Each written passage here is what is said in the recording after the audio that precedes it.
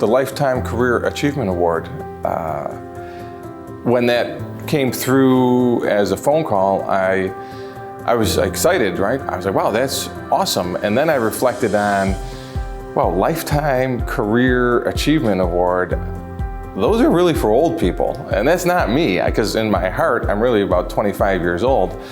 And then I really started thinking about, wow, I really am sort of coming to the end of my career. I'm far from that in my mind, and hopefully in my drive and passion at work. But I am exceptionally honored to be recognized for the work that I've been able to contribute to.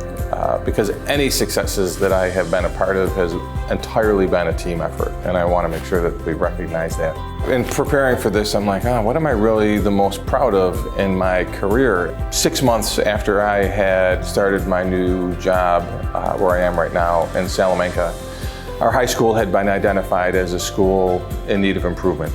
Our average graduation rate was around 55%, and no one should be happy with that. Through the collaborative work of our board, our teachers, the leadership that was there, we made some pretty significant changes. And within 4 years, our graduation rate was at 89%.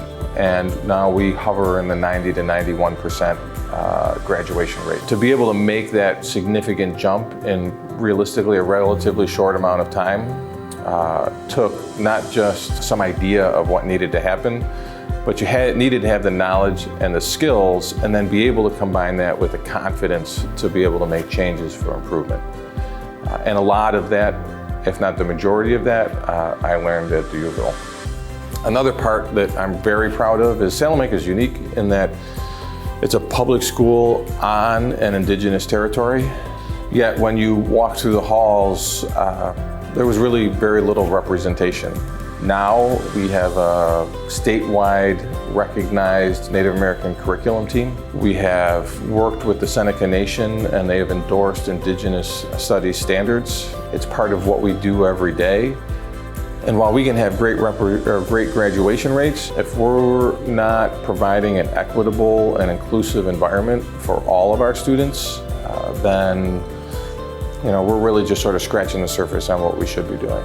By far and away, the most enjoyable part of my job is interacting with students and helping them. If a student was in crisis or needed help, somehow they were able to find me, and they would show up at my office, and my assistant would say, "Who are you? What are you here for?" And they would say, "A friend of mine said that Dr. Beehler would be able to help me."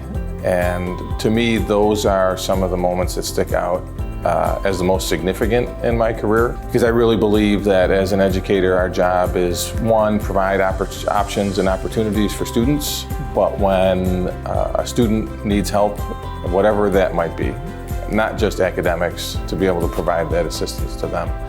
So those are some of the things that I really, by far and away, enjoy the most about my job.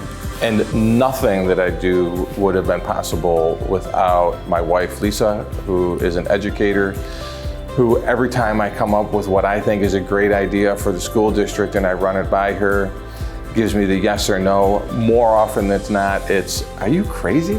Right? And then I'm like, okay, I guess I gotta reevaluate this again. If she says it's a good idea, then it must be amazing. So she is incredibly supportive, and without her, I wouldn't be, I don't know what I would be. And I am very proud of my 3 children. Our entire family has, dedicated itself through service to the community, or never learned any other job than what you are taught in kindergarten. I'm essentially a teacher. My wife's a teacher. My oldest son is now a teacher.